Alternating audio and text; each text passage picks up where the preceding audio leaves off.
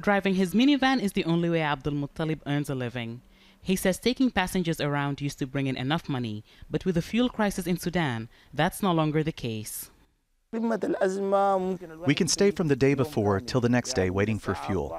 With the fuel shortage, sometimes you have to look for fuel in the black market for a higher price. And even then, you can't find fuel easily unless you know someone who can direct you to find around 2 gallons just so you can drop people off. Fuel isn't the only thing scarce in Sudan. There's a shortage of money too. Over the past few months, the Sudanese have been forced to line up in front of ATM machines for what little cash is made available. Queues also appeared in front of bakeries, as the shortage of hard currency meant less wheat to make bread.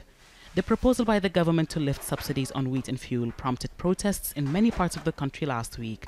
As a result, curfews and emergency rule were imposed in at least 5 cities, and schools and universities have been shut across the country to prevent large gatherings of people. Fuel and bread shortages may have triggered protests across the country, but other factors are helping to keep them going. People seem to be frustrated not just by the economic crisis, but by the way the country is being run, and they want to see change. Demonstrators have been met with live fire and tear gas by police, causing a number of deaths and injuries. But the protests continue, along with the demand that President Omar Al Bashir, who has ruled for almost 30 years, to resign.